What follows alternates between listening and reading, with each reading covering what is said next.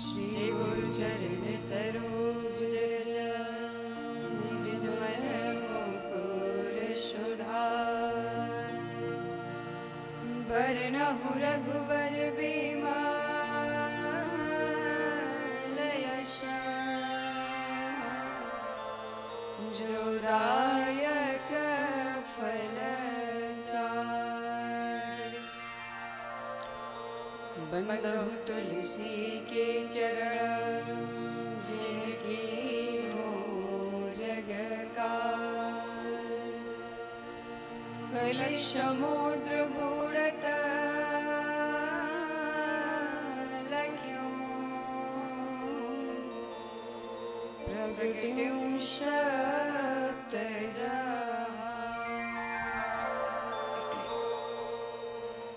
आइए हनुमंत विराजिए कथा करो मति अनुसार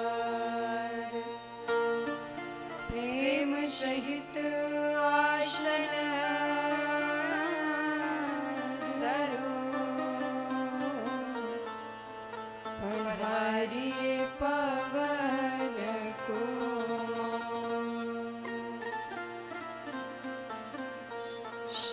मांडवी उर्मिला श्रुति कीर्ति वरम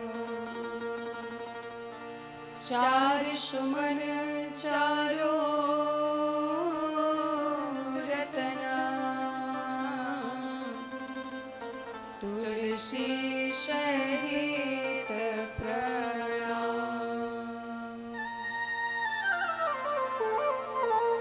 श्री राम सब जग जानी करो प्रणाम जोरि जुग पानी सादर शिवहि नाय अब माथा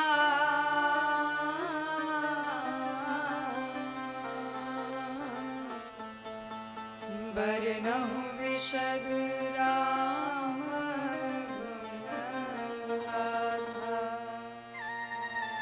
बरनहु विशद राम गुण गाथा। बोले श्री सीताराम जी महाराज की जय हो। परम मंगलमय भगवान श्री कनक बिहारी सरकार की कृपा प्रसाद स्वरूप हम सभी लोग भगवान के इस पावन लीला कथा में प्रवेश पा रहे हैं। इस श्री राम कथा की सबसे अनन्य श्रोता परम अनंत बलवंत श्री हनुमंत लाल जी महाराज श्री रामचरितमानस के रचयिता कविकुल कमल दिवाकर कली वाम अवतार प्रातः स्मरणीय पूज्य पाद गोस्वामी श्री तुलसीदास जी महाराज अखिल कोटि ब्रह्मांडों के नायक परात्पर परब्रह्म भक्तवांछा कल्पतरु अकारण करुणा वरुणालु भगवान श्री सीताराम जी महाराज के पावन चरण कमलों का आश्रय ग्रहण करते हुए माँ सरस्वती के चरणों में बारंबार नमन एवं वंदन। मंचस्थ पूज्य पिताश्री माँ भगवती आदिशक्ति जगत जननी जगदम्बा के कृपा रूपी छत्र छाया में बैठकर श्री राम कथा रूपी भागीरथी गंगा में अवगाहन करने के लिए पधारे हुए आप समस्त भक्तगण, पिता तुल्य बुजुर्ग वृंद, हमारे नवयुवक भाई बंधु, उपस्थित माताएं एवं बहनें, भारत के कर्णाधार, भारत के भविष्य भगवत स्वरूप बाल एवं गोपाल, आप सभी को श्री सीताराम में जान करके सभी के चरणों में मेरा बारंबार नमन एवं वंदन। आइए कथा में प्रवेश लें। उसके पूर्व ठाकुर जी के पावन नामों का उच्चारण करें। उसके बाद भगवान की आगे जय शिक्षा बड़े भाव के साथ कीर्तन करें। श्री राम जय जय राम, श्री राम जय जय राम, श्री राम जय जय राम, श्री राम जय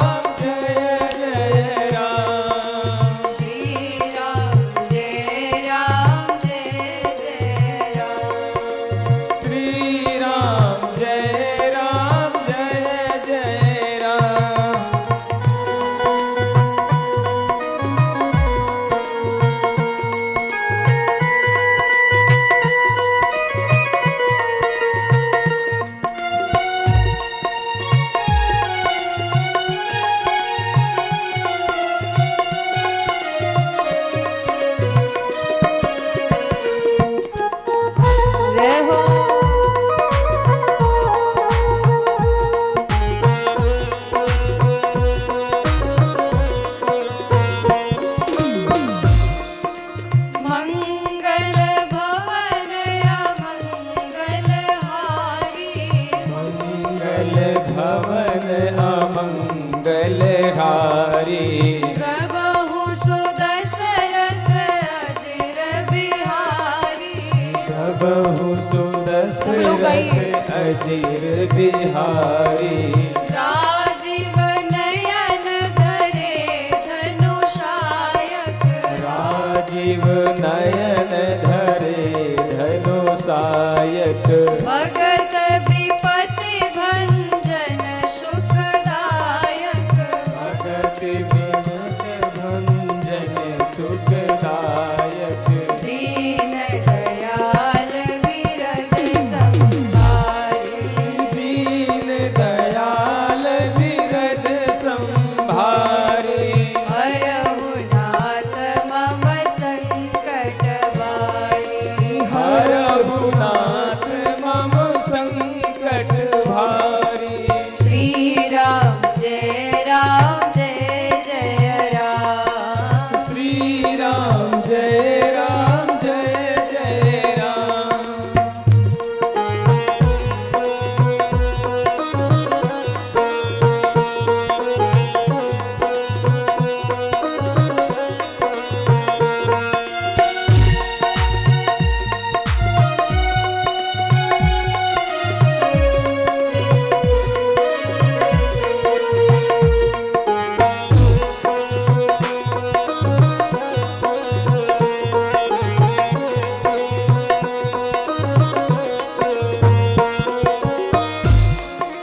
जय जय गिरिवर राज किशोरी। जय जय गिरवर राज किशोरी जय महेश मुख चंद्र चकोरी। जय महेश मुख चंद्र चकोरी ये जो चौपाइयाँ हम आप लोगों से उच्चरित करवाते हैं, मेरा मात्र एक उद्देश्य है कि इन 9 दिन में ये मंगलमयी चौपाइयाँ आपको कंठस्थ हो जाएं। पूजा में कोई मंत्र ना आता हो चलेगा, लेकिन ये चौपाइयाँ याद रहेंगी। इन्हें ही भगवान को गाकर सुनाइए, हमेशा मंगल रहेगा। सब गाएं।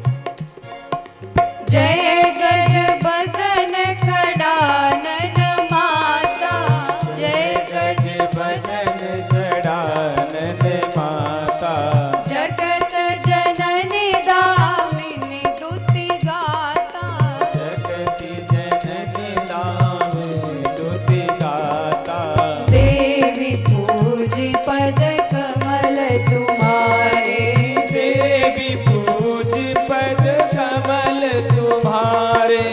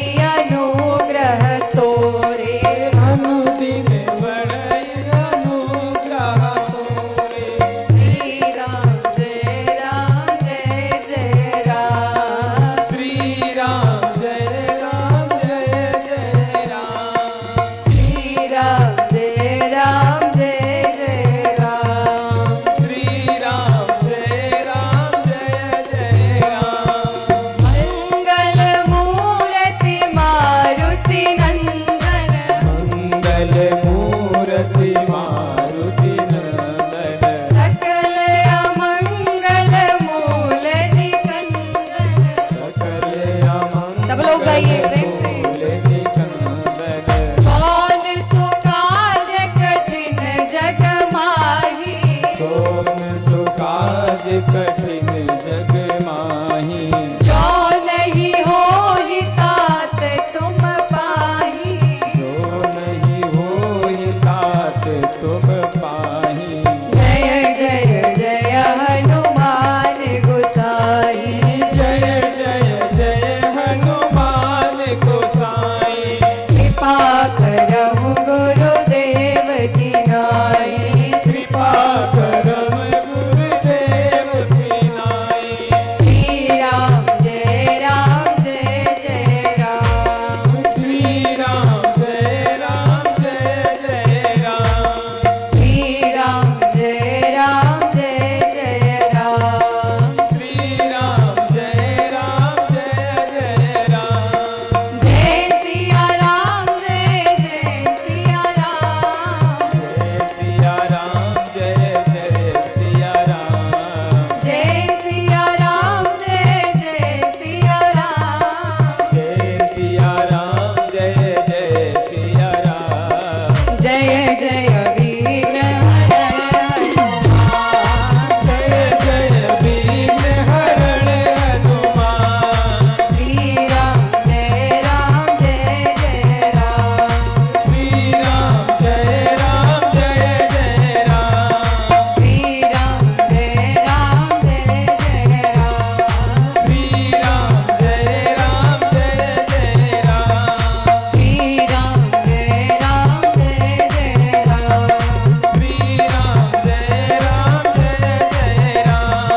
श्री राम जय जय राम, श्री राम जय जय राम। जय सिया राम जय सिया राम, जय सिया राम जय सिया राम।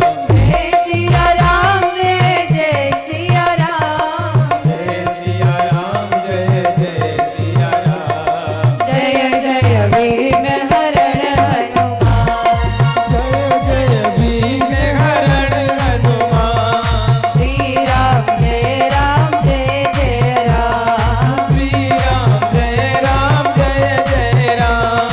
श्री राम जय जय राम, श्री राम जय जय राम। श्री राम जय जय राम, श्री राम जय जय राम। श्री राम जय जय राम, श्री राम जय जय राम। जय जय राम जय जय राम, जय जय राम जय जय राम जय जय राम। प्रेम से बोलिए श्री सीताराम जी महाराज की जय, श्री अयोध्या धाम की जय, चारों भैया की जय, श्री राम जन्मभूमि की जय, श्री कृष्ण जन्मभूमि की जय, काशी विश्वनाथ की जय, गंगा मैया की जय, श्री सरयू मैया की जय, सरस्वती मैया की जय, श्री गणेश भगवान की जय, श्री पाकेश्वर नाथ की जय, श्री हनुमान जी महाराज की जय, सद्गुरुदेव भगवान की जय, धर्म की जय, अधर्म का नाश हो, प्राणियों में सद्भावना हो, विश्व का कल्याण हो, गौ माता की रक्षा हो, भारत माता की जय हो, भारत वीरों की जय हो, सत्य सनातन धर्म की जय हो। नमः पार्वती पतये हर हर महादेव।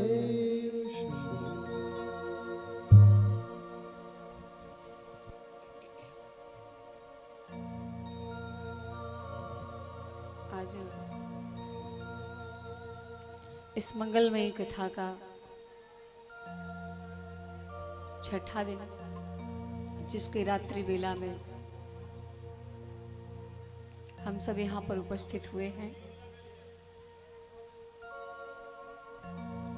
ठाकुर जी की विशेष कृपा है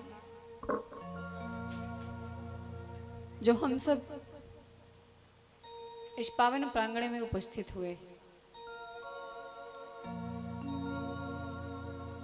कथा प्रारंभ करने से पहले एक निवेदन मैं आपको करूं कि इस कथा में वो पाएगा जो खाली होकर आएगा, किसी भी लेश मात्र का अगर मन में कुछ भी है तो आप कथा से कुछ नहीं पा सकते, क्योंकि श्रद्धावान लभते ज्ञानम। अगर श्रद्धा है, भक्ति है, तो आप इस कथा में बहुत कुछ पाएंगे। और पहले से ही अगर भरे भराए आए हैं भैया, अरे हमें कोई क्या सुनाएगा, हमें कोई क्या सुना सकता है, तब तो आपको कुछ समझ में नहीं आने वाला, कुछ भी समझ में नहीं आएगा। इसलिए कथा में आइए तो श्रोता बन करके आइए, सुनिए। कथा में वो पहुंचे जिसे सुनने की आदत हो, और कथा तो ऐसी है जिसको सुनाने की आदत हो ना, वो भी कथा सुन जब मिल जाती है ना, तो वो भी बैठ करके केवल सुनता है, केवल सुनता है। तो आप लोग प्रेम से विराजें। कल हम लोगों ने भगवान के पावन जन्मोत्सव के प्रसंग को श्रवण किया। भगवान चार चार रूपों में अयोध्या में पधारे। विप्रधेन सुरसंत हित लीन मनुज अवतार, निज इच्छा निर्मित तनु माया गुण गोपार। भगवान सर्व सामर्थ्यवान है, वो किसी के लिए विवश नहीं होते। वो कारण से परे, भगवान के कारण संसार है, पर वो किसी के कारण नहीं है। भगवान से ये दुनिया है, पर वो किसी से नहीं है। ठाकुर जी ने संसार को बनाया। और संसार वाले जब ज्यादा पढ़ लिख लेते हैं तो भगवान पे ही प्रश्न ठोक देते हैं कि भगवान है भी कि नहीं है, भगवान है भी या नहीं है। यहां तक संदेह। अच्छे अच्छे पढ़े लिखों को मैंने देखा कि जो ये तक मानने के लिए तैयार नहीं कि भगवान होते भी हैं या नहीं होते, इतनी बात नहीं स्वीकार करते। भूत होता है, सबको भरोसा है कि भूत होता है, पर भगवान भी होते हैं इस बात पे भरोसा नहीं है। बहुत कम लोगों को भरोसा है। और भूत वालों का क्या कहना, हमारा क्या मजाल है कि इतनी रात को छत पे चले जाए, अंधेरे में नहीं जा सकते। पर विश्वास होना चाहिए। भूत का डर कब खत्म होगा? बोले जब रामचरितमानस की एक चौपाई आपके समझ में आ जाए। क्या? हरि व्यापक सर्वत्र समाना, भगवान हर जगह समान रूप से विराजमान है। तो क्या भगवान अंधेरे में नहीं है? अंधेरे से ही तो डर लगता है। तो अंधेरे में भी तो वही परमात्मा बैठा है, उजाले में भी वही बैठा है, क्योंकि रात भी उसी का है और दिन भी उसी का है, सुख भी उसी का है और दुख भी उसी का है। जितनी बातें कथा में बताई जाती हैं, अगर व्यक्ति उसमें से कुछ ही बातें जीवन में ला लेना तो फिर वो सुखी हो जाएगा। उससे बढ़कर के सुखी कोई रह ही नहीं सकता। पर क्या करें, अहंकार हमें स्वीकार करने ही नहीं देता। हमारा जो अहंकार है, ज्ञान का अहंकार है, पद का अहंकार है, हमारे स्वरूप का अहंकार है, धन का अहंकार है, ये क्या कहता है? बोले अगर हम उनकी मान लिए तब तो हम छोटे हो जाएंगे, क्यों माने उनकी बात। और ठाकुर जी कहते हैं अगर मेरे दरबार में आया तो भैया तू ये जितने अहंकार हैं, चाहे धन का हो, रूप का हो, ज्ञान का हो, किसी भी प्रकार का, सारे घमंड की पोटली बना के अपने घर के खूंटे में टांग के तबान, क्योंकि मेरे यहाँ ये चलने वाला नहीं, भगवान के यहाँ ये चलने वाला नहीं है। भगवान कहते निर्मल मन जन सो मोहि पावा, मोहि कपट छल छिद्र न भावा।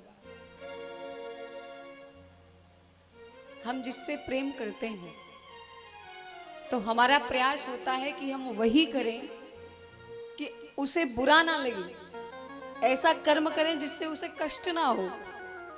तो सोचो हम ठाकुर जी से प्रेम करते हैं और उनकी एक भी बात नहीं मानते। भगवान कहते निंदा मत करो, लेकिन हम करते हैं। भगवान कहते चुगली मत करो किसी की, पर करते हैं। भगवान कहते क्रोध मत करो, अहंकार मत करो, पर हम करते हैं। तो किसी से प्रेम करने से प्रेम नहीं हो जाता। आप पिताजी को बहुत मानते हो लेकिन पिताजी की एक नहीं मानते हो, तो पिताजी तो नाराज रहेंगे। बेटा तू मुझे चाहे जितना प्रेम कर ले पर तू मेरी एक भी बात नहीं मानता, तब तो तू नालायक ही कहलाएगा। भगवान पृथ्वी पर आए, चार चार रूपों में, भाई प्रगट कृपाला, दीन दयाला, कौशल्या हितकारी। भगवान प्रकट हुए, जन्म नहीं लिए। आजकल भी कलयुग में आए दिन भगवान पैदा होते महाराज, और जहां 2-4 साल बीता पता चला भगवान गए जेल में। है जेल में गए भगवान जी। अरे भगवान वो नहीं है कि भगवान को जेल में कोई डाल दे। भगवान तो वो है जो मामा कंस की जेल में जन्म ले और रातों रात कब गोकुल पहुंच गए, मामा कंस को भनक तक नहीं लगा। भगवान वो है, वो नहीं है महाराज। अच्छा, ऐसे लोगों को भगवान बनाता कौन है? पब्लिक ही तो बनाती है। और जब पोल खुलता है तो पता चलता है तो कहीं डांसर था तो क्या था, फलाना ढिकाना। और उसके पहले तो भगवान बना घूम रहा है। आप इतने पढ़े लिखे पर इतना नहीं समझ सकते, इतना तो जानना ही चाहिए कि माँ के गर्भ से जन्म लेने वाला भगवान नहीं होता। वो महान हो सकता है, संत हो सकता है, विद्वान हो सकता है, पर भगवान नहीं है। ठाकुर का जन्म हुआ, भगवान गर्भ में आए, पर भगवान का जन्म नहीं हुआ। भगवान प्रगट भय, भय प्रगट कृपाला, दीन दयाला। अब देखो यहाँ भी बहुत सारे भक्त बैठे होंगे साईं बाबा के, पर एक निवेदन कर दूं, वो भगवान नहीं है। उन्होंने खुद जो लिखा है, उनके ही वहां से जो पुस्तक प्रकाशित हुई है, उस पुस्तक को पढ़िए, वो है कौन? लेकिन हिंदुओं को कौन समझाए? हनुमान जी कम है, राम जी कम है, शंकर जी कम है, लक्ष्मी मैया कम है, गणेश भगवान कम है, 33 कोटि देवी देवता कम है, जो चले जाते उधर चादर चढ़ाने। समझदार के लिए इशारा काफी है। समझिए अपने आप को और अपने आप को स्वीकार कीजिए। वेद भगवान जो कहे उसे मानिए, ना हमारी मानिए ना किसी की मानिए, लेकिन भगवान वेद ने जो कहा है उसे स्वीकार कीजिए। भगवान से पूछा गया, प्रभु आप क्यों आए? बोले अपनी इच्छा से आया हूं। अगर मनु जी की इच्छा पूरी करनी होती तो मैं उनके घर लाला बन के आ जाता, जैसा वो चाहे थे वैसा बन के आ जाता। लेकिन मुझे लीला भी करना था, तो निज इच्छा निर्मित तनु माया गुण गोपाल। कौशल्या मैया के महल में ठाकुर जी प्रकट भये। माँ कौशल्या ने देखा चतुर्भुज रूप में भगवान आए। मैया ने हाथ जोड़ लिए, कह दुई करे जोरी, अस्तुति तोरी, कही विधि करऊं अनंता। हे अनंत, हे प्रभु, मैं किन शब्दों में आपकी स्तुति करूं, किन शब्दों में आपका स्वागत करूं? भगवान ने कहा, मैया ये उल्टी गंगा क्यों बहा रही हो? अरे मैं तो आपका बेटा बनकर आया हूं और आप मुझे प्रणाम कर रही हो। कौशल्या मैया ने कहा, तो प्रभु एक बात बताओ, आपको देखकर कौन कहेगा कि आप मेरे बेटा हो या मैंने आपको जन्म दिया? मैं जानती हूँ आप ब्रह्म हो, आप ईश्वर हो, पर अयोध्या वाले ये तो नहीं समझेंगे ना। वो तो यही जानेंगे कि बड़ी रानी कौशल्या ने एक पुत्र को जन्म दिया। भगवान बोले, मुझ में कमी क्या है? बेटा ही तो बन के आया हूं। मैया ने कहा, जब लाला का जन्म होता है तो लाला छोटा सा शिशु होता है, ये 16 वर्ष का पुत्र नहीं होता। आप तो अभी से ही 16 वर्ष के हो और इतने बड़े बेटा को जन्म मैंने दिया, ये कोई मान ही नहीं सकता। इसलिए सरकार मेरी विनती सुनो, हाथ जोड़ के कहती हूँ कि आप नन्हे से बालक बन जाओ, छोटे से बालक बन जाओ, शिशु बन जाओ। अच्छा मैया इतनी सी बात है, ठीक है। अब जब आपका पुत्र कहलाने के लिए तैयार हूं तो आपकी गोद में न बैठा तो फिर पुत्र कैसा? भगवान छोटे हो गए, और जब छोटे हो गया बोले, मैया आप ठीक है, अब कोई कमी? मैया बोली, अभी तो कमी ही कमी भरी पड़ी है। लाला, मानवों की जो संतान होती है ना, उसके 2 हाथ होते हैं, 2 पैर होते हैं, 2 आंख, 2 कान, नाक, सब तो ठीक है महाराज, पर ये 4 भुजाएं लेकर के आए हो, जो देखेगा वो क्या कहेगा कि कौशल्या ने कैसे पुत्र को जन्म दिया? चतुर्भुज रूप में आए। प्रभु अगर आप मेरे पुत्र बनना चाहते हो तो इनमें से 2 को गायब करो, 4 भुजा नहीं चलेगी। तो मैया ये शंख चक्र गदा पद्म जो है उसका क्या करें? उसे क्या करें? अपने हथियार। मैया ने कहा, जब आवश्यकता होगी तब बुला लेना, अभी के लिए हटाओ, नहीं तो अयोध्या में तो हल्ला मच जाएगा कि कौशल्या के पेट में औजारों की फैक्ट्री थी क्या, जो लाला सारे औजार लेकर के जन्म लिया। सरकारी चक्र वगैरह जो है इसे हटाइए। ठीक मैया, ठाकुर जी ने वो भी हटा दिया, दो भुजाएं भी हटा दी, केवल दो ही रह गई। अब बताओ मैया, अब मैं ठीक हूं? बोली अभी भी कमी है। क्या मैया? मैया ने कहा लाला, जब लाला का जन्म होता है तो लाला ये पीला पीला पीतांबर पहन कर नहीं आते, वो तो निर्वस्त्र होते हैं। और आप तो पीतांबर पहन करके जन्म लिए हो। दुनिया वाले तो यही सोचेंगे ना कि कौशल्या के गर्भ में कपड़ों का शोरूम रहा होगा, जो लाला पहन के पहले से ही कपड़े की व्यवस्था करके आया है। प्रभु अब आप नंगे हो जाओ। भगवान बोले अरे राम राम, ये माया कितनी खतरनाक है, आते ही नंगा ना जाएगी। मैया ने कहा एकदम नन्हे से शिशु बन जाओ और उसके बाद अब निर्वस्त्र हो जाओ। ठीक मैया, वो भी स्वीकार है। ठाकुर जी निर्वस्त्र हो गए। अब मैया आप बताओ, अब कोई कमी? कौशल्या मैया ने कहा भी एक तो सबसे बड़ी कमी है। क्या? लाला ये जो मुंह में आपकी बत्तीसी चमक रही है ना, इसे भी हटाओ। क्योंकि जन्म के समय अगर बच्चों के मुंह में दांत हो तो उसे अशुभ माना जाता है। माना जाता है कि नहीं? अगर किसी लाला के मुंह में दांत हो जाए तब तो लाला हुआ ये बात कम फैलेगी, पर दांत लेकर के आया ये बात पहले फैल जाएगी। और मैया ने ऐसा बालक बनाया, ऐसा बालक बनाया कि मुंह में दांत तक नहीं छोड़ा। अब भगवान के दांत भी गायब हो गए। अब ठाकुर जी छोटे से गोद में आके विराज गए। बोले मैया अब तो ठीक हूं? बोली अभी एक कमी है। क्या? ये जो मंद मंद आप मुस्कुरा रहे हो ना, ये मुस्कान को भी हटाइए। क्योंकि लाला जब जन्म लेता है तो रोता है, और जन्म लेने वाला बच्चा अगर नहीं रोता तो उसके घर वाले रोने लग जाते हैं, कहीं गूंगा बहरा तो नहीं आ गया। तो प्रभु अब आप रोइए। मैं रोऊं? मुझे किसी चीज की कमी थोड़ी जो मैं रोऊंगा। कौशल्या मैया ने कहा लाला कमी किसी को नहीं होती, संसार में भक्तों को अपनी माया में फंसा करके खूब रुलाते हो, थोड़ा आप भी आज रोने का आनंद ले लो। अब भगवान रोना शुरू किए। सुनी बचन सुजाना रोदन ठाना, हुई बालक सुर भूपा। इतना रोने लगे, इतना रोने लगे कि पूरे अयोध्या में शोर मच गया।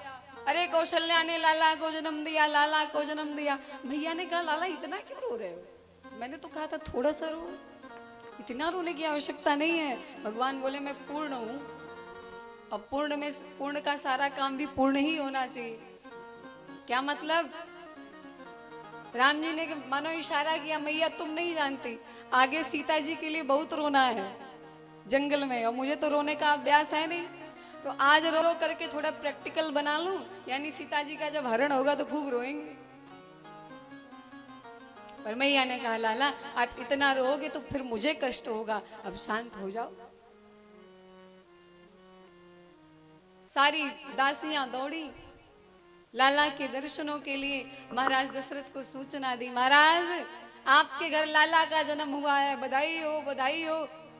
तब तक दूसरी दासियां दौड़ी दौड़ी आई, बोली महाराज महारानी कैकेयी ने भी एक पुत्र को जन्म दिया है। उधर से और रानियां और दासियां दौड़ी दौड़ी आई, बोली महाराज गजब हो गया। क्या हुआ? बोले सुमित्रा मैया ने भी दो दो पुत्र को जन्म दिया है। अब तो महाराज दशरथ पुत्र जन्म शुनिकाना, मानहु ब्रह्मानंद समाना। इतने गदगद हुए जैसे ब्रह्मानंद की प्राप्ति हो गई। दशरथ जी बड़े गदगद हो गए और मन ही मन विचार कर रहे हैं, जाकर नाम सुनत शुभ होई, मोरे गृह आवा प्रभु सोई। जिनका नाम सुनने मात्र से मंगल होता है, कल्याण होता है, वही भगवान मेरे घर आ गए। वाद्य कलाकारों को बुलाया, भैयाओं आओ बधैया गाओ, मंगल गाओ, लाला का जन्म हुआ है। और सारी दासियां दौड़ी बधैया ले रही है। महाराज दशरथ ने कहा मांगो मत, खजाने खुले, जितना ले पाओ उतना ले जाओ। यहाँ देने वाली व्यवस्था नहीं है, जो चाहिए जितना चाहिए उतना ले जाओ। बांटना प्रारंभ किए और देवियां मंगल गीत गा रही हैं। अंगना में सजल पलनवा पलनवा में लाल झूले सखिया, अंगना में सजल पलनवा, पलनवा में लाल झूले सखिया, अंगना में सजल पलनवा, पलनवा में लाल झूले सखिया, अंगना में सजल पलनवा, पलनवा में लाल झूले सखिया, लाल झूले सखिया, राम झूले सखिया, लाल झूल सखिया, लाल झूल सखिया, लाल झूले सखिया हो, राम झूले सखिया, लाल झूल सखिया हो, राम झूल सखिया, अंगना में सजल पलनवा, पलनवा में लाल झूले सखिया, अंगना में सजल पलनवा, पलनवा में लाल सब गाइए जय हो। सखिया। हरि बोल।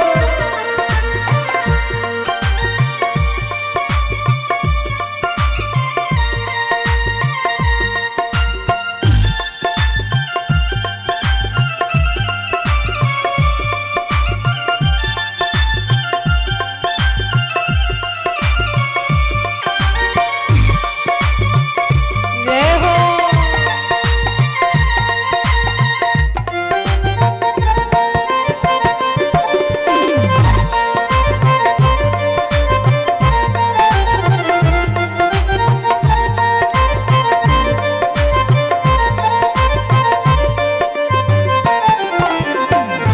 दुई सुत मात सुमित्रा जाए, दुई सुत मात, सुमित्रा जाए, दुई सुत मात सुमित्रा जाए, दुई सुतमार सुमित्रा जाए, राम लला को शल्या जाए, राम लला को सिल्ला जाए, कई के सुंदर ललनवा, पलनवा में लाल झूले सखिया, कई के सुंदर ललनवा, पलनवा में लाल झूले सखिया, अंगना में सजल पलनवा, पलनवा में लाल झूले सखिया, अंगना में सब लोग गाइए ताली सेवा देते हुए। में लाल झूले सखिया।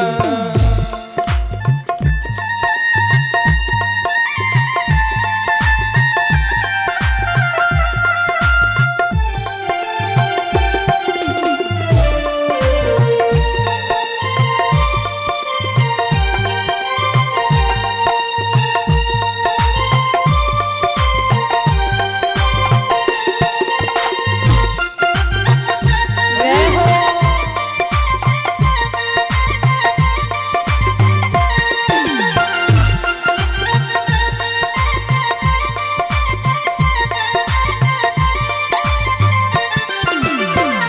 महाराजा जी बधैया लुटावे, महाराजा जी बधैया लुटावे, महाराज दशरथ जी ने आज देने में कोई कंजूसी नहीं करी, सर्वस दान दीन सब काऊ।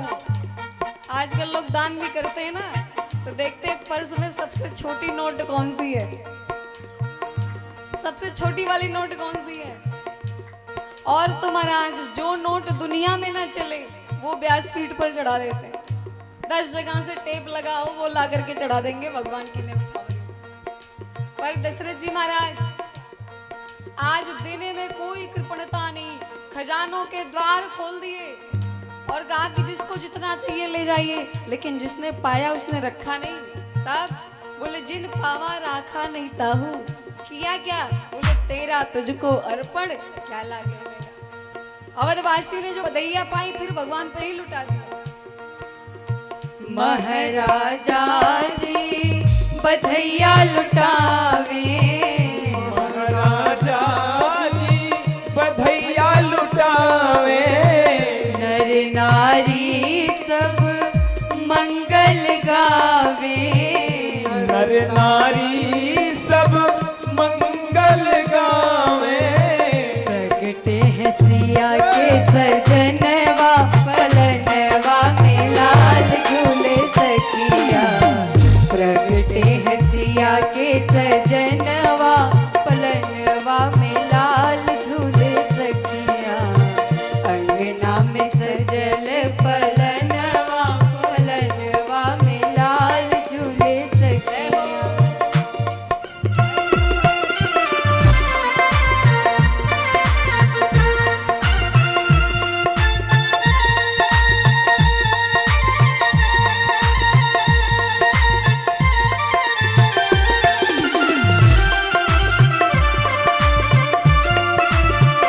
जय हो।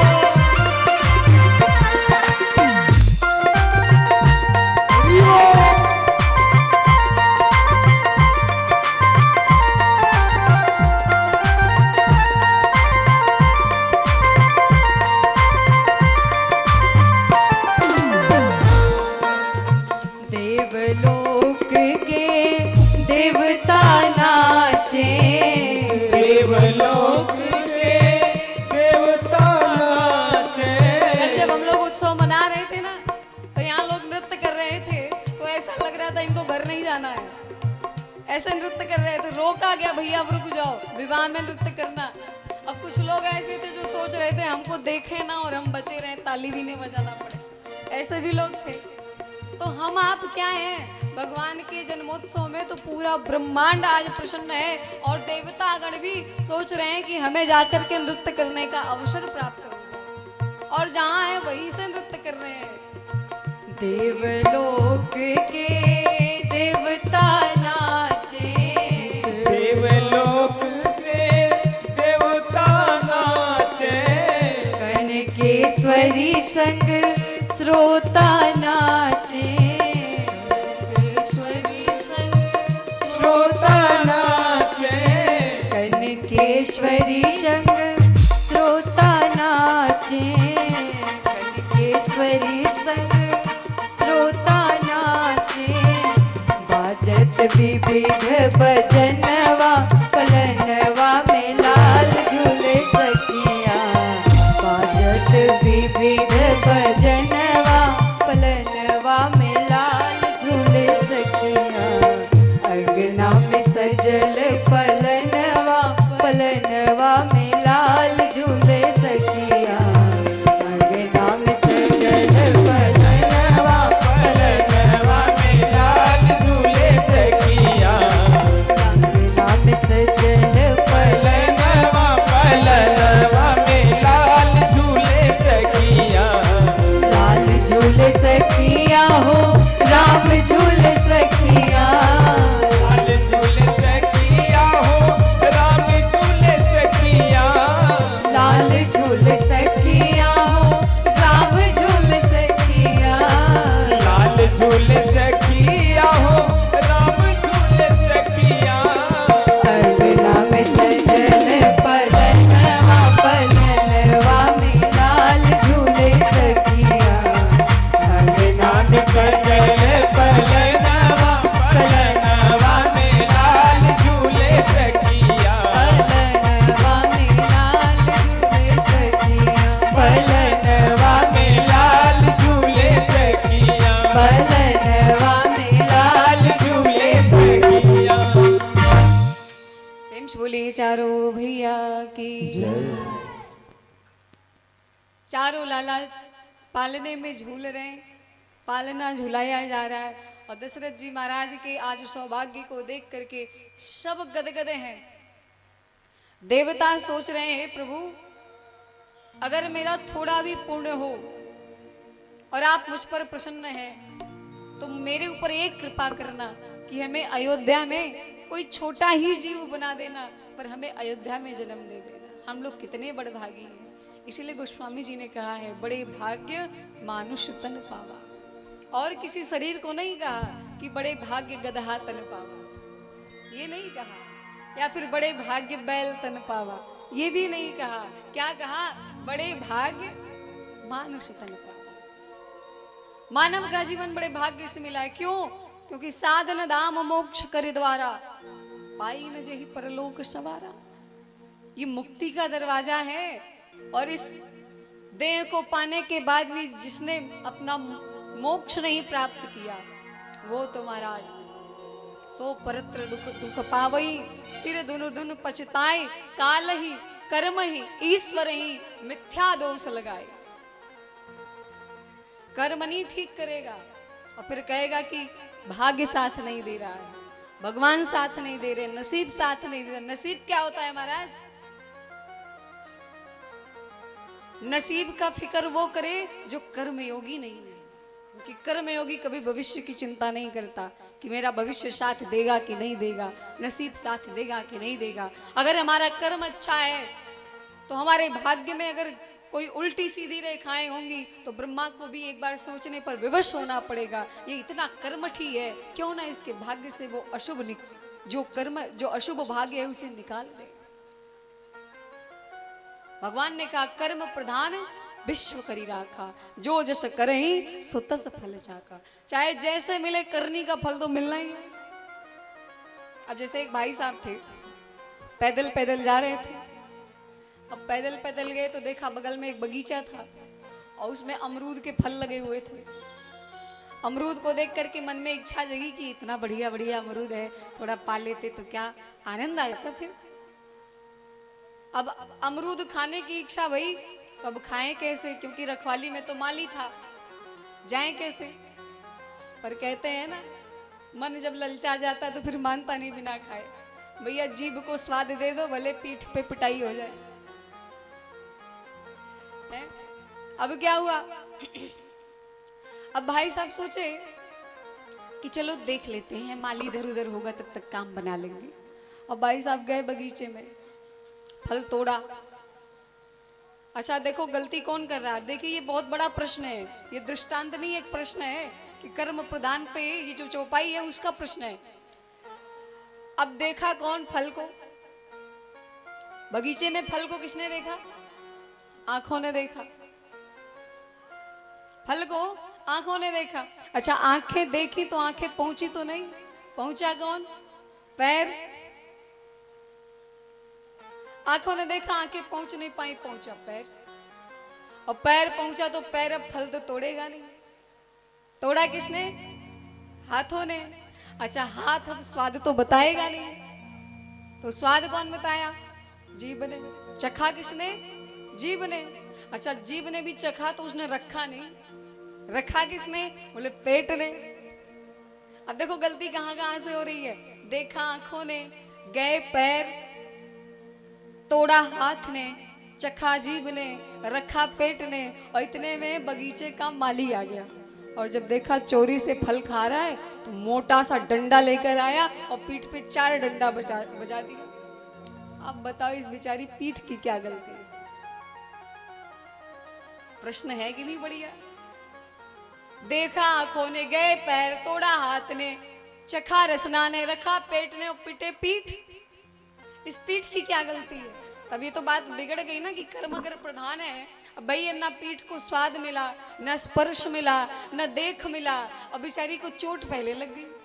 अब इसमें पीठ की क्या गलती थी? तब एक संत जी ने इसका समाधान दिया कि बेटा सबसे पहले गलती किसने करी थी? आंखों ने। और जब पीठ पे डंडा बजा तो आंसू कहां से निकला? आंखों से। तो चाहे जितना घुमावदार तरीके से मिले पर आंखों को झेलना पड़ा कि नहीं झेलना पड़ा? करनी का फल तो मिलना ही मिलना है। इसीलिए कहा कर्म प्रधान विश्व करी राखा, जो जस करे सो तस फल चाखा।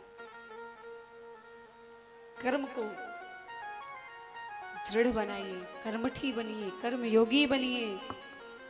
आलसियों की तरह पड़े मत रहो, कुछ कर्म करो। और स्वामी जी महाराज कहते हैं कि दशरथ जी महाराज ने खूब बधाइयां दिया सबको, सबने स्वीकार किया। अब धीरे धीरे समय बीतने लगा। अयोध्या में परमानंद भया है महाराज, क्या पूछना। इतना आनंद उमड़ा कि किसी का मन ही नहीं हो रहा है कि कोई अपने घर जाए। और कल देखो रात्रि में 12 बज गए थे, पर किसी की इच्छा नहीं हो रही थी कि कोई पंडाल छोड़ के जाए। सब बने पड़े थे, बल्कि प्रतीक्षा कर रहे थे कि एक बार दीदी जी कह दें कि एक भजन पे और नृत्य कर लो। मन में तो लड्डू फूटे ही रहे थे, पर क्या करें, एक मर्यादा है, समय सीमा में रहना है। तो अवधवासी जहां पर साक्षात राघव का जन्म हुआ, सच्चिदानंद ने अवतार लिया है, वहां के सुख का, वहां के आनंद का क्या कोई पार पा सकता है। 1 महीने का 1 दिन हुआ। जैसे दिन भर में 12 घंटे होते हैं ना, उस समय जब राम जी का जन्म हुआ तो अवधवासी ऐसे खो गए भगवान के उत्सव में कि किसी को याद ही नहीं रहा कि दिन कब बीत गया। जितना समय 1 महीने में लगता है, 1 महीने का 1 दिन हुआ। मास दिवस कर दिवस भा मर्म न जाना कोई इस मर्म को जान नहीं पाया। अब 1 महीने का दिन बना दिया सूर्य भगवान ने। और सूर्य भगवान भी फूले ना समाये, क्योंकि नारायण का अवतार मेरे वंश में हुआ है, सूर्य वंश में हुआ है। अब भगवान के अवतार से सब तो खुश थे, पर चंद्रमा बड़े दुखी थे। चंद्रमा बोले, प्रभु मैं बहुत दुखी हूं। भगवान ने कहा, क्यों, तुमको क्या कष्ट है? भाई हमारे यहाँ तो जिसने जो मांगा सबको सब मिला, तुम क्यों दुखी हो? तो चंद्रमा ने कहा, प्रभु आप एक तो सूर्यवंश में आए हो, ऊपर से दिन के 12 बजे आए हो, जब मैं था ही नहीं। रात में आते तो मैं मिल भी जाता। दिन के 12 बजे आए, वो भी सूर्यवंश में आए। और महाराज सूर्य देव का अहंकार तो देखो, ये इतने अकड़ गए हैं कि रास्ते से हटने का नाम ही नहीं ले रहे हैं। और जब तक सूर्यास्त हो गए ना, तब तक चंद्रमा का नंबर कहां से आए। और ना सूर्यदेव हट रहे हैं और ना मेरा नंबर आ रहा है। मैं तो दर्शन ही नहीं पा रहा हूं, मैं तो बधैया में सम्मिलित ही नहीं हो पा रहा हूं। प्रभु कुछ भी हो, सब खुश हो, लेकिन मैं आपके जन्म में बड़ा दुखी हूं, क्योंकि मैं तो आ ही नहीं पा रहा हूं, मेरा नामो निशान नहीं कहीं।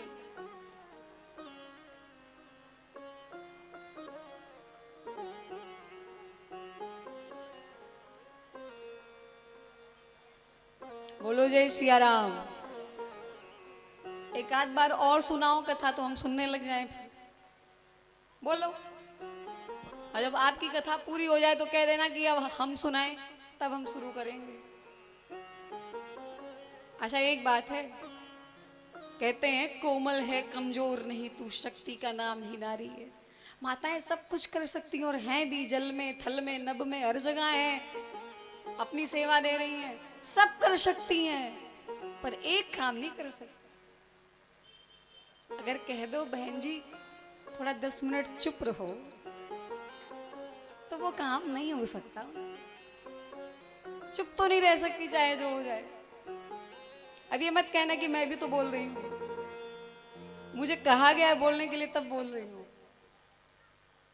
थोड़ा शांति। लेकिन इनकी गलती नहीं है। अब घर में रहती हैं, घर में पड़ोसन थोड़ी मिल जाती है। पड़ोसन आवे भी तो कहीं ननंद बैठी है, कहीं सास बैठी है, दिल की बात कह नहीं पाती। कथा में ही मौका मिलता है कि दिल की बात थोड़ी पूरी भड़ास निकाल लें, कथा में अवसर मिल जाता है। अबे लो महाराज, शिव जी के बाराती अब आ रहे हैं। अब देखो भाई, जो पीछे आएगा वो पीछे जाए। एक कथा में आगे बैठने के चक्कर में विघ्न आप लोग ना करें, साथ पीछे जाइए, पीछे से और अच्छे से आप लोग दर्शन करेंगे कथा का। नहीं तो पता चला कल की तरह उनका बेचारे पता नहीं किसका घर ही उजाड़ दे रहे थे सब हैं। कथा सुनते सुनते काम तमाम कर दो, बाद में कमेटी वालों को गालियां सुननी पड़े। कथा करवा रहे थे कि घर उजाड़ रहे थे हमारा, यही तो कहेंगे। सब प्रेम से विराजिए और जोर से बोलिए जय श्री राम। हाँ, बहुत बोलने का मन करे तो जय श्री राम बोल देना, हम और बुलवा देंगे, पर और कुछ मत बोलना। देवियों अब शांत रहना। चंद्रमा ने कहा सरकार सब तो प्रसन्न है, मैं नहीं प्रसन्न हूं। 1 महीने का 1 दिन बना दिया सूर्य भगवान ने, बताओ मैं कैसे दर्शन करूं आपका। भगवान ने कहा चंद्रमा अब तुम प्रसन्न हो जाओ, इस बार सूर्य वंश में आया हूं तो अगली बार चंद्र वंश में आऊंगा, पक्का है। चंद्रवंश में ही आऊंगा। चंद्रमा ने कहा ये तो तब की रही, अभी मुझे क्या मिलेगा, अभी भी तो कुछ मिलना चाहिए, मेरा तो नाम ही नहीं कहीं। भगवान ने कहा चंद्रमा तुम्हारा नाम मैं अपने नाम के पीछे जोड़ूंगा। और जब भगवान का नामकरण हुआ तो राम जी का नाम रामचंद्र रखा गया, कृष्ण चंद्र रखा गया। इतना उदार कोई हो ही नहीं सकता, ऐसो को उदार जग माहे। भगवान अपने नाम के पीछे, अगर किसी के पीछे आप एक दिन लग जाओ, 2 दिन लग जाओ, अगला तीसरे दिन टोक देगा तुम मेरे पीछे क्यों पड़े। और ठाकुर जी ने तो चंद्रमा का नाम ही जोड़ दिया। ऐसा दीन दयालु, ऐसा कृपाल दूसरा कोई हो ही नहीं सकता। इसीलिए भक्त गाते हैं प्रभु तू दयालु दीन हो, तू दानी हो भिखारी। गोस्वामी जी ने लिखा है हो प्रसिद्ध पात की तू पाप पुंज हारी। कितना सुंदर पद है ये। विनती भगवान से करिए प्रभु मुझसा अधम कोई नहीं है, पर आप जैसा भक्त वत्सल भी कोई नहीं है। गोस्वामी जी ने कहा कि 1 महीना बीत गया और किसी को पता नहीं चला, समय धीरे धीरे बीत रहा है और खूब उत्सव मनाया जा रहा है, खूब बधाइयां गाई जा रही हैं। धीरे धीरे समय बीता। शंकर जी ने कहा देवी पार्वती से, पार्वती मैंने एक बार जीवन में चोरी किया था और एक कहूँ निज चोरी, और एक कहूँ निज चोरी, और एक कहूँ निज चोरी, और एक कहूँ निज चोरी।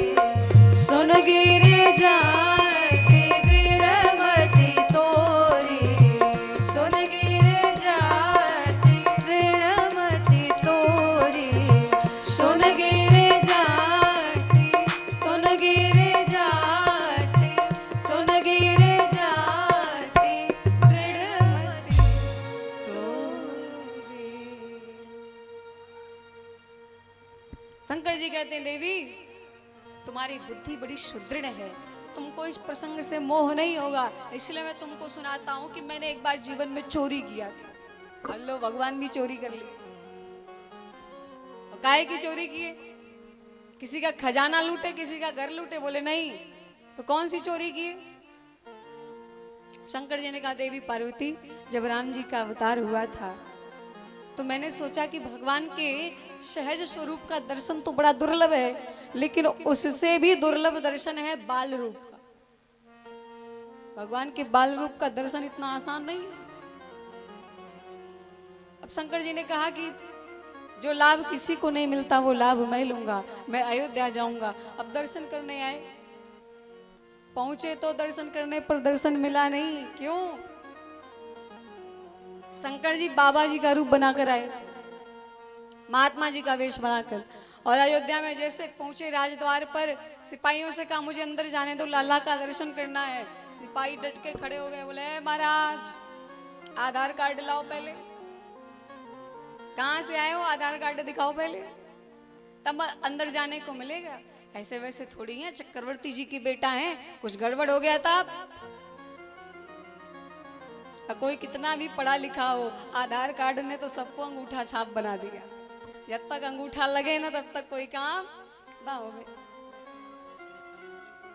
अब शंकर जी बोले मैं कहाँ का आधार कार्ड लाऊं, मुझे तो पता ही नहीं था कि अब ये चल रहा है, अब मैं कैसे दर्शन करने जाऊं। अब तो बड़ा प्रयास किए, बोले बाबा पर दर्शन नहीं हुआ। भगवान को पाना इतना आसान नहीं है। आज भी आप अयोध्या में आइए, अब तो थोड़ा कम हो गया, जब से मंदिर निर्माण प्रारंभ हुआ है तब से तो भगवान थोड़ा और आगे आ गए हैं, तो हो सकता है आधे घंटे में ही दर्शन हो जाए। नहीं तो पहले जब लोग दर्शन करने जाते थे तो 2-2 घंटे लग जाते थे। पहले तो 5-6 जगह तो चेकिंग होता था और लाइन में लगे लगे बेचारे चींटी की चाल चलते चलते पहुंचते थे। तब तो लाला का दर्शन हो गए। और सब तो ठीक, लेकिन जिन लोगों को व्यसन होता है तंबाकू वगैरह खाने का, वो तो बेचारे परेशान हो जाते थे। हे भगवान राम जी जल्दी दर्शन दो, क्योंकि आगे निकलते ही मुझे ठोकना है।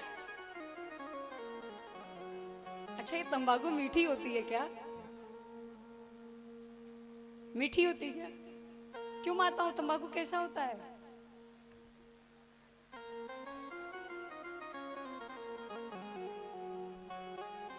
अब एक मैया सोच रही होगी हम थोड़ी खाते थोड़ी जो बता रहे कि कैसा होता है। अच्छा, तीखा होता होगा। अच्छा, थोड़ा तो मीठा होता ही होगा। आप लोग बताइए, मीठा होता है क्या? नहीं होता, नहीं होता। फिर कौन सा उसमें स्वाद आता है जो इतना ले करके घूमते रहते हो? मुंह में भर भर के महाराज तंबाकू के शौकीन महाराज, कितना भी बढ़िया उनको मालपुआ खिला दो, रसमलाई खिला दो, सब खाने के बाद कहेंगे थोड़ा मिलेगा क्या? सब खाने के बाद अब वो ले आओ महाराज। जैसे ठाकुर जी को कितना भी आप व्यंजन परोस दो, लेकिन तुलसी दल ना हो तो भगवान नहीं पा सकते। वैसे आजकल के लोग, अब एक पंडित जी थे, उनको भी तंबाकू खाने की बड़ी गंदी आदत थी। अब ध्यान देना, अब एक दिन, अब सच्ची घटना है, ऐसे मैंने सुना था, वो मैं आपको बता रही हूँ कि एक जगह कथा चल रही थी। तो पहले के जमाने में ये माइक वगैरह तो होता नहीं था, तो एक चौकी लगा देते थे, उसी तखत पे बैठ करके कथा होती थी, और गांव वाले बड़े श्रद्धावान बगल में बैठ करके, एकदम पास पास में बैठ करके कथा सुनते थे, यानी सबको सुनाई पड़े। अब पंडित जी कथा तो बहुत बढ़िया सुनावे, पर तंबाकू की लत लगी थी उनको। अब एक दिन भागवत कथा सुनाने बैठे, एक दिन तो किसी तरह काट लिए। अच्छा, एक बात है, तंबाकू खाने वाला व्यक्ति अगर 1 घंटा से 2 घंटा हो जाए तो वो पागल सा होने लगता है, जब तक मिल ना जाए, खाए बिना रह नहीं सकता। अब पंडित जी कथा सुनाने लगे। अब कथा में भाई हम लोग बैठते हैं तो 3-3 घंटा, 4-4 घंटा हो जाता है। अब इतनी देर तक बिना तंबाकू के रहना तो मुश्किल हो जाएगा ना। अब पंडित जी कैसे रहे इतनी देर तक? अब एक दिन तो कथा सुनाई, दूसरे दिन कथा सुनाई पंडित जी ने, और तीसरे दिन जुगाड़ लगा लिया पंडित जी।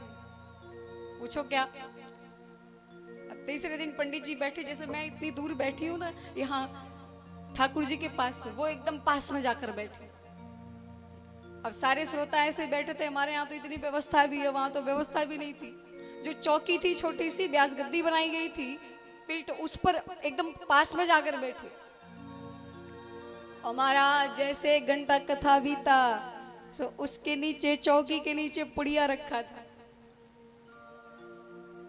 और पुड़िया तो था ही, धीरे से हाथ चौकी के नीचे डाला और डाल करके तंबाकू निकाला। अच्छा, एक बात है, तंबाकू आप ऐसे नहीं खा सकते, उसमें चूना भी मिलाना पड़ता है।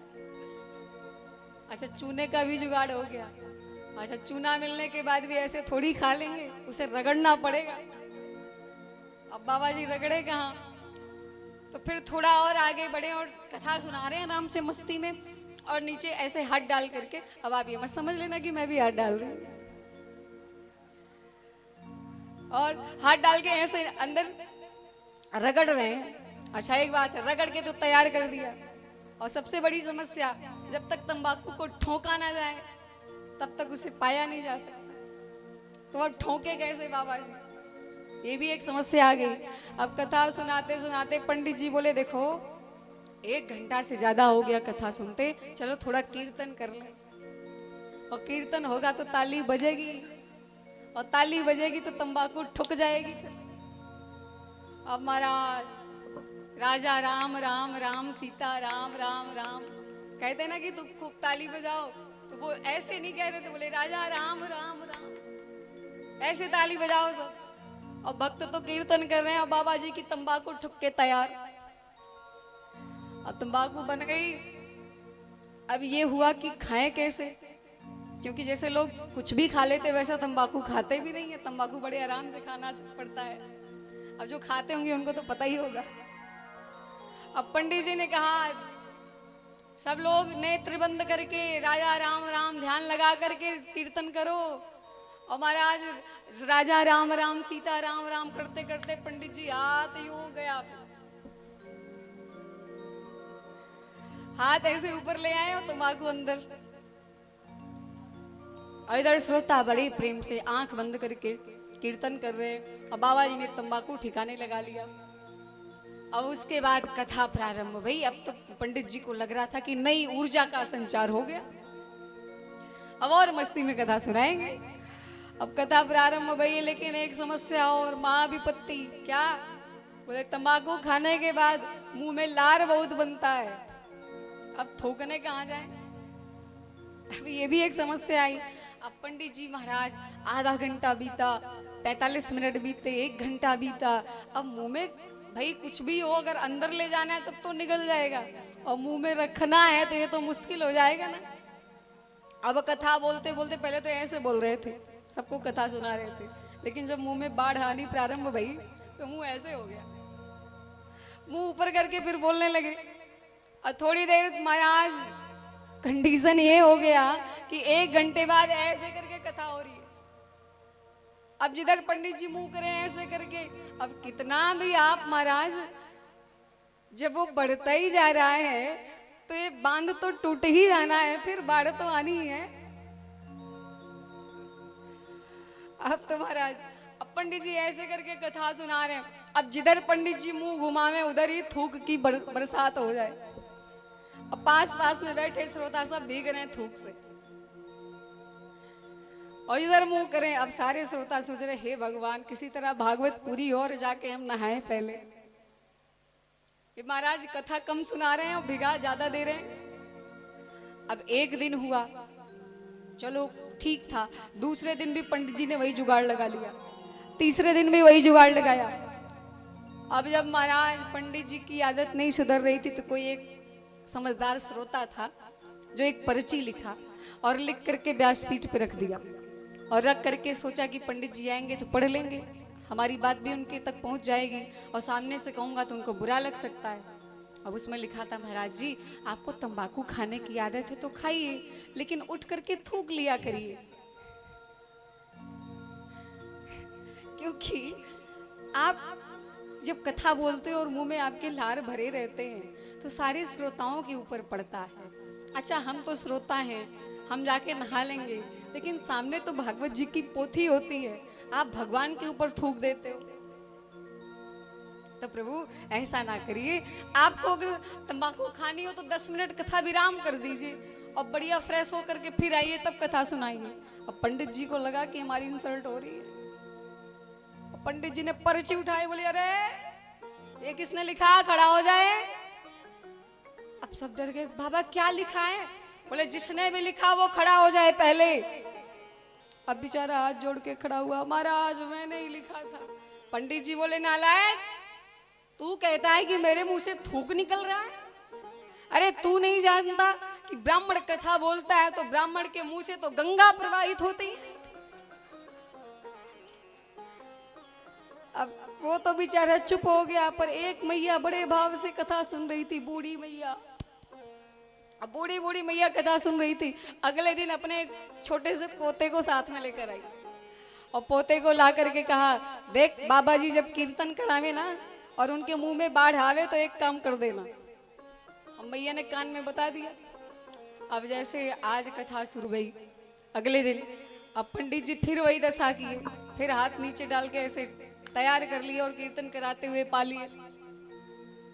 अब जब फिर वो अलाप देने लगे, राजा राम राम राम करते करते मुंह ऊपर किया तो वो छोटा सा बच्चा उठा और कागज की पुड़िया में कुछ लाया था, बाबा के मुंह में डाल दिया। और जब मुंह में डाल दिया तो बाबा बोले, अरे राम राम ये क्या डाल दिया, अजीब सा स्वाद है इसका, ये किसने डाला मेरे मुंह में? तब तक बुढ़िया ने कहा, प्रभु आप ही कहे थे कि ब्राह्मण के मुंह में गंगा बहती है, और मैं गरीब हूं, मेरे पास इतना पैसा नहीं कि मैं बनारस जाऊं और अपने मरे हुए पति के अस्थियों का विसर्जन गंगा जी में करके आऊं। प्रभु बाकी की तो कभी जाएंगे तो डाल देंगे, हमने सोचा कि जब गंगा जी स्वयं हमारे घर चल के आई हैं तो क्यों ना 2-4 पुड़िया ठिकाने लगा दे। अब तो महाराज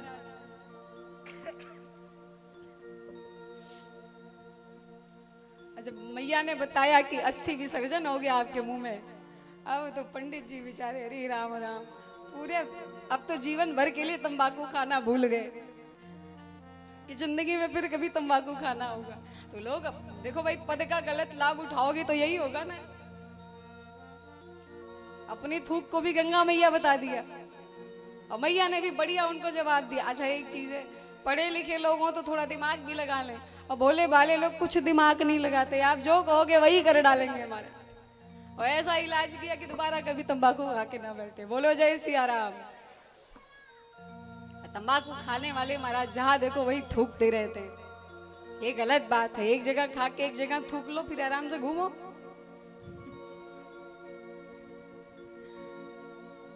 लेकिन ये तो होगा नहीं।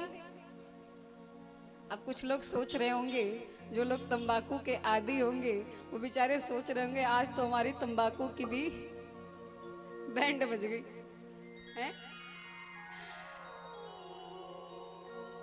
तो महाराज देखिए, किसी भी प्रकार का व्यसन हो वो अच्छा नहीं होता। तंबाकू खाने वाला व्यक्ति कभी भगवान के धाम नहीं जा सकता, कभी उसका मोक्ष नहीं हो सकता। सुरभि गऊ के रक्त से बना है तंबाकू, उसका निर्माण हुआ है। अब सोचो आप कितना अपराध करते हैं। तो हो सके तो इसका परित्याग कीजिए। इस कथा से एक चीज सीखिए कि इस गंदी आदत को छोड़ दीजिए अगर हो सके तो। आप बोले बाबा बोले तो हम वर्णन कर रहे थे आपसे कि अयोध्या में जन्मभूमि पे कोई परेशान हो या ना हो, लेकिन तंबाकू वाले परेशान हो जाते। लेकिन अब वो व्यवस्था सुधारी गई और इधर बोले बाबा पहुंचे, पूरे अयोध्या की गलियों में चक्कर लगा डाले और कहीं से दर्शन नहीं मिला। तब देखा उधर कागभूषुंडी बाबा भी घूम रहे थे। कागभूषुंडी जी ने कहा महादेव आप, अरे आप यहाँ क्या कर रहे हो? शंकर जी ने कहा मैं तो भगवान का दर्शन करने आया हूँ, पर कहीं से दर्शन नहीं मिला, अब क्या करूं? कागभूषुंडी जी बड़े गदगद थे, प्रभु हम तो दर्शन कराए, अब आप बाबा बन के आए हो तो बाबा बनने का लाभ लीजिए। मैं ठहरा कौआ, मुझे ना आधार कार्ड चाहिए और ना हमें अपना उंगली का कोई प्रमाण देना है, हम तो कौआ ठहरे, कहीं से भी जाके दर्शन कर ले। शंकर जी ने एक उपाय लगाया, बोले एक काम करो, मैं बन जाता गुरुजी, तुम बन जाओ चेला और फिर चलते हैं दर्शन करने। अब शंकर जी बन गए गुरुजी, कागभूषुंडी जी बन गए चेला। बोले साक्षात सामने से दर्शन करके आएंगे, चलो।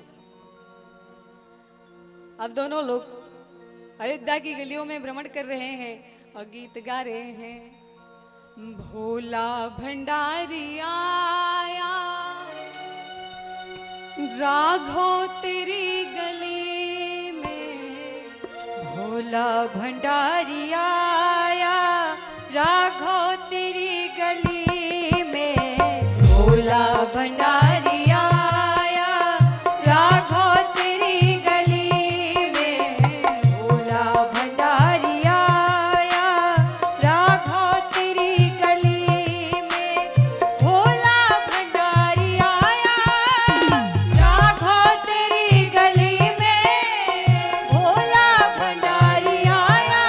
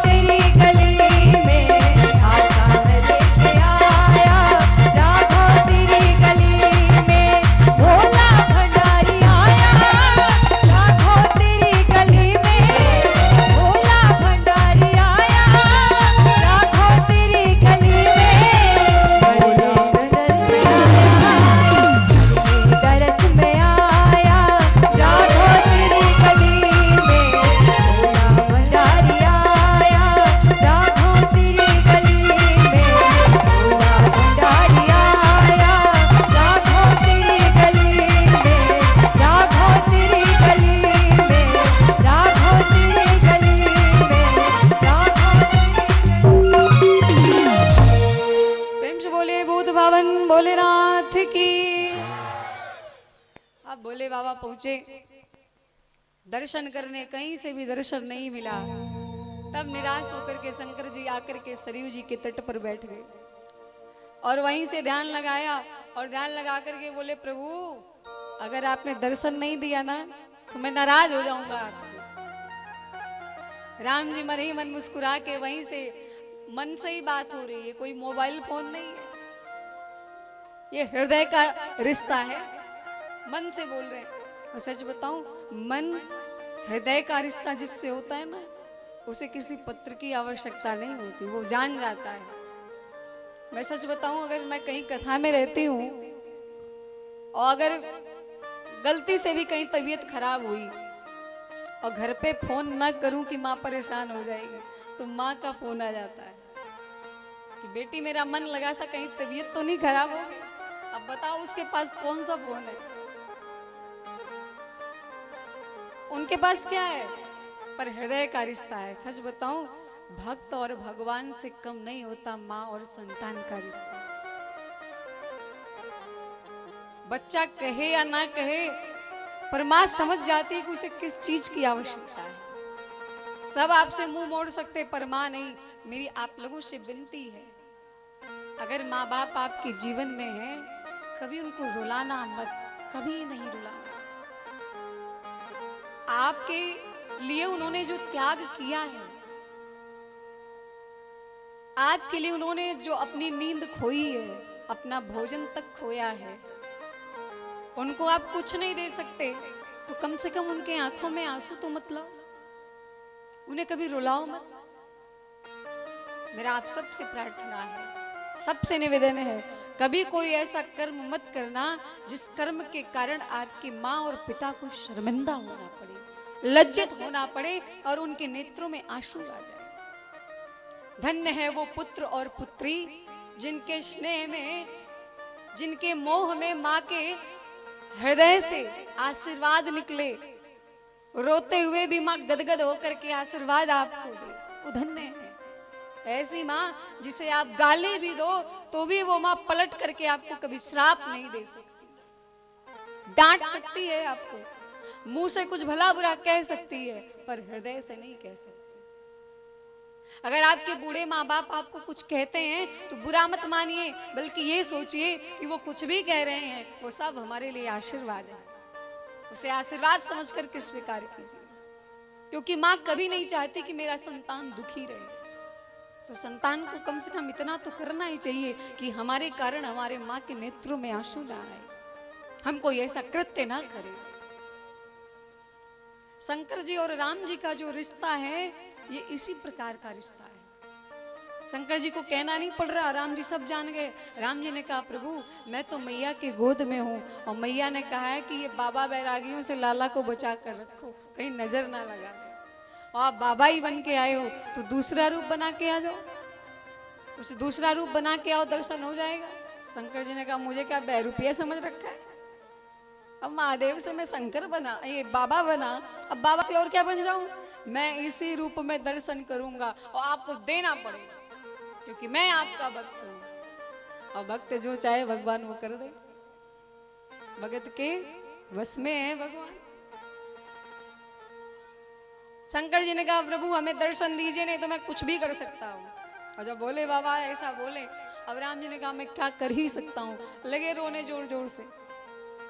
बच्चों के पास और कोई बल तो होता नहीं, लेकिन अगर रोने लग जाए तो बड़े बूढ़े के भी पसीने आ जाते हैं।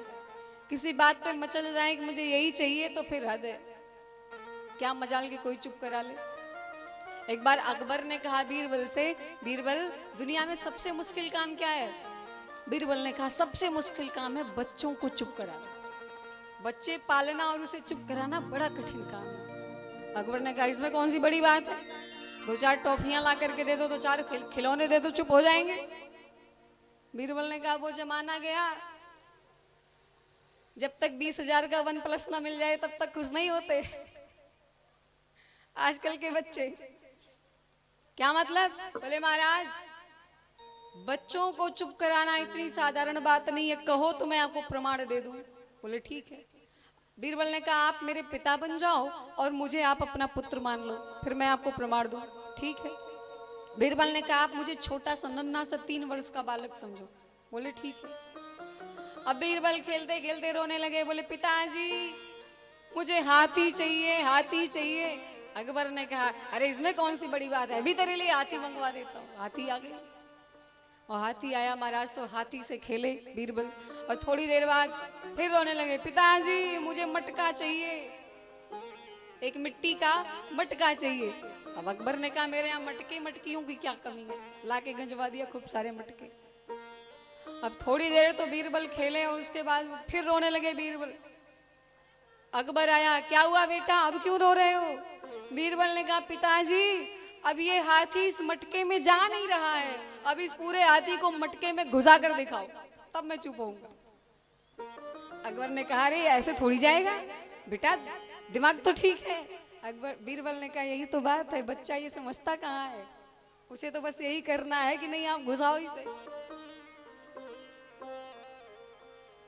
ये घड़ा उसका घर है और हाथी इसमें जाएगा, अपने घर में जाएगा। तो दुनिया में सबसे मुश्किल काम है बच्चे संभालना, और इस मुश्किल काम को हमारी माताएं बड़े आराम से संभाल लेती। क्यों देवियों? इतना सारा काम करने के बाद बच्चों को संभालना, और सब करने के बाद पता है इन लोगों का क्या कहना होता है, अरे करना ही क्या है, घर में ही तो रहना तुमको। 2 रोटी बनाने के बाद करती क्या हो दिन भर घर में? एक काम करो देवियों, जब ये ऐसा कहे ना तो एक दिन रसोई का और पूरे घर का सारा काम इनके सर पर ठोक दो। पतिदेव से कहो ज्यादा प्रवचन करते हो, चलो आओ घर का काम तुम करो, दुकान में हम बैठेंगे जाके।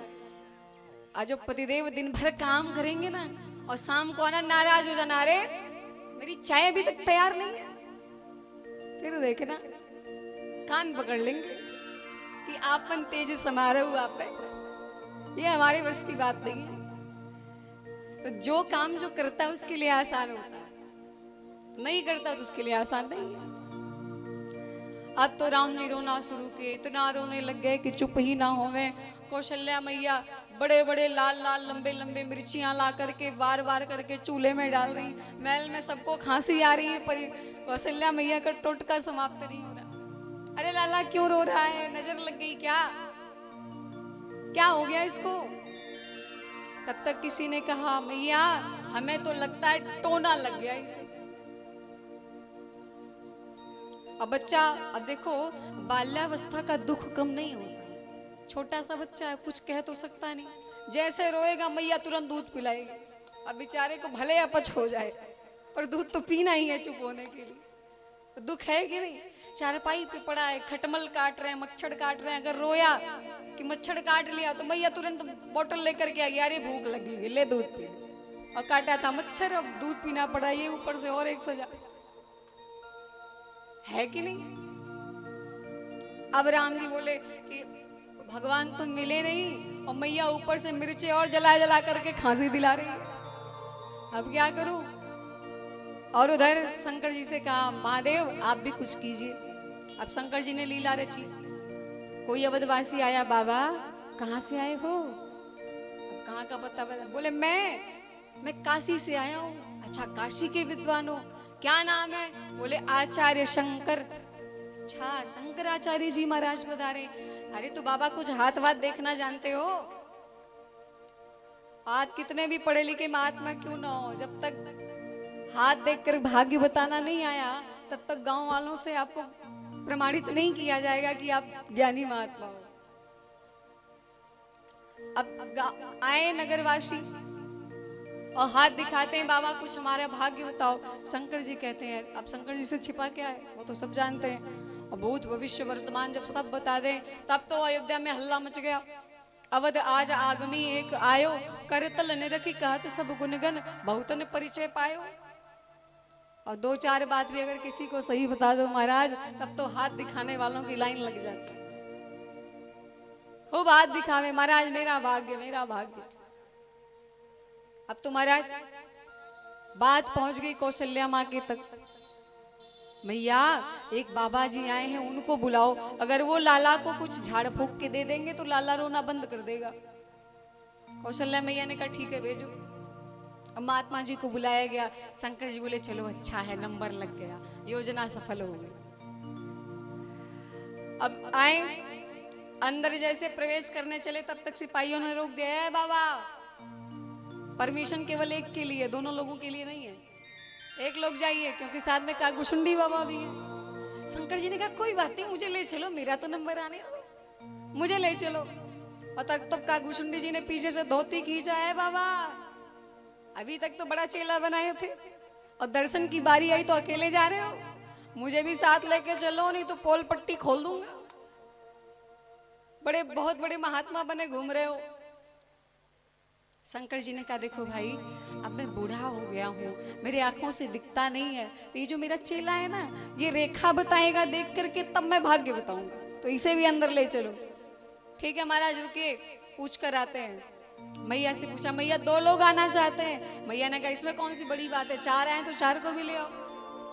अरे सौभाग्य की बात है कि संत घर पे आ जाए, बिनु हरि कृपा मिले ही नहीं संता, बिना भगवान की कृपा से घर में संत नहीं आते। और ध्यान देना, संतों और महात्माओं का आना जाना यदि आपके घर से बंद हो गया तो समझ लेना विनाश का समय आ गया है। इसलिए अपने घर का माहौल ऐसा बना कर रखिए कि संतों को देखते ही बच्चे उनका आदर करें, सम्मान करें, कहना ना पड़े कि प्रणाम करो। तो आजकल की माताएं तो क्या पूछना, बाबा देखते ही कहती बेटा आराम से दूध पी ले, नहीं तो बाबा तुझे झोले में उठा ले जाएगा। अरे मैया बाबा है कि डाकू? डराना ही है तो चोरू चक्कों से डराओ, भूत प्रेत से डराओ, और डराने के लिए बाबा ही मिला। गजब का इस्तेमाल करती हो। सो महाराज, अब मैया ने कहा बुलाओ, आए शंकर जी। और जैसे शंकर जी पहुंचे महल में, राम जी को देखा और राम जी ने शिव जी को देखा, सो सारा रोना धोना भूल गए, बोले श्री राम जी। मैया ने कहा भाई है तो बड़े पक्के महात्मा, इनको देखते ही मेरा लाला चुप हो गया। आओ आओ महाराज विराजो। मैया ने सेवकों को बुलाया, चरण धुलवाए भोले बाबा के और बिठाया, और चारों भैयाओं को ला करके गोद में रख दिया, चरणों में रख दिया। महाराज बढ़िया से आशीर्वाद दो। अब तो शंकर जी घबराए, अरे राम राम, ये तो उल्टा हो गया, मैं तो चरण छूने आया था, मैया ने उल्टा मेरे ही चरणों में डाल दिया, अब क्या करूं। श्री राम जी धीरे से चुटकी काटे गोद में, बाबा बढ़िया वाला आशीर्वाद दो, नहीं तो मैया कहेगी झोला छाप बाबा है, आशीर्वाद भी दे देनी है। शंकर जी बोले अब तो फंस गया, लेकिन प्रभु मैं भी बिना चरण छुए मानूंगा नहीं, मैं भी बिना चरण छुए मानूंगा नहीं। कैसे छुओगे? बोले वो मेरे ऊपर है। अब आशीर्वाद तो दिया। अब शंकर जी ने कहा मैया एक बात कहूं, अपने लाला को मेरे गोद में रखो ना, तब मैं भाग्य देख के बताऊं। अच्छा आप भाग देखते हैं? बोले हाँ ठीक है महाराज, तो पूरा गोद में ले लो। गोदी में रख दिया। अब बारंबार भोले बाबा राम जी के पावन कोमल कोमल चरणों को छू रहे हैं और गदगद हो रहे हैं उन चरणों को, लाल लाल तलवों को छू छू करके। राम जी ने कहा प्रभु ये क्या कर रहे हो आप? राम जी ने प्रेरणा करी मैया की तरफ। मैया ने पूछा बाबा जब से आए तब से लाला का चरण ही छू रहे, कहीं कोई जादू टोना तो नहीं कर? भाई माताओं को सबसे पहले यही शंका हो जाता है कि कहीं टोना ना कोई कर दे। मैया ने कहा बाबा जी बुरा ना मानो तो एक बात कहूं, आप जब से आए हो तब से चरण ही छू रहे हो मेरे लाला के, बात क्या है? शंकर जी बोले मैया बात ये है कि मैं हाथ की रेखाओं को कम, पैरों की रेखाओं को ज्यादा देखता हूं। अच्छा तो बताओ इसके पैरों में क्या लिखा है? बोले मैया तेरा लाला तो बड़ा तेजस्वी होगा, जब तक सूर्य चंद्रमा है, पृथ्वी है, धरती आकाश है, युगों युगों तक आपके लाला की गाथाओं को गाया जाएगा। कलिकाल में हम लोग गा रहे हैं, राम जी तो त्रेता में आए। आपके पुत्र के समान दूसरा कोई होगा ही नहीं, राम तो एक ही होगा। माँ आपका बेटा परम प्रतापी होगा, इनके पौरुष की चर्चा जब भी कहीं वीरों की चर्चा होगी उसमें सर्वप्रथम राम जी को गिना जाएगा। मानवों में श्रेष्ठ यदि किसी को गिना जाए, मर्यादा पुरुषोत्तम किसी को कहा जाएगा तो तुम्हारे लाला को कहा जाएगा। लेकिन मैया जैसे तेरा लाला थोड़ा बड़ा होगा ना, कुमार अवस्था में आएंगे, शिक्षा दीक्षा पूरी हो जाएगी, तो एक बाबा आएंगे जंगल से, विश्वामित्र जी का इशारा किया कि बाबा आएंगे और आपके लाला को ले जाएंगे। मैया ने कहा ए बाबा खबरदार, दक्षिणा कम पड़े तो बता दो, पर ये मत कहो कि कोई बाबा आएंगे और मेरे लाला को ले जाएंगे। हमें बाबा नहीं बनाना अपने बेटा को। और सच बताऊं आपको, बेटा चोर बन जाए, डाकू बन जाए, उचक्का बन जाए, उसका डर नहीं होता, पर माताओं को इस बात का पूरा डर रहता है कि कहीं वो बाबा ना बन जाए। और जबकि बाबा बनेगा तो 21 पीढ़ियां तार देगा, और कहीं डाकू चोर बन गया तो ना खुद जिएगा ना तुम्हें जीने देगा। सबको पता है, पर बाबा ना बनने पावे। भेजिए, आपके घर में अगर 2-3 बालक हैं तो इसमें से एक को जरूर भेजिए कि वो संतों की सेवा में जाए, संतों की सेवा करे, यानी अपने घर की 21 पीढ़ियों को वो तार दे। हमसे जो अपराध हो गया वो सारे अपराधों को उसके पुण्यों से वो ढक दे। कम से कम भगवान में जोड़ के तो रखेगा, हम नहीं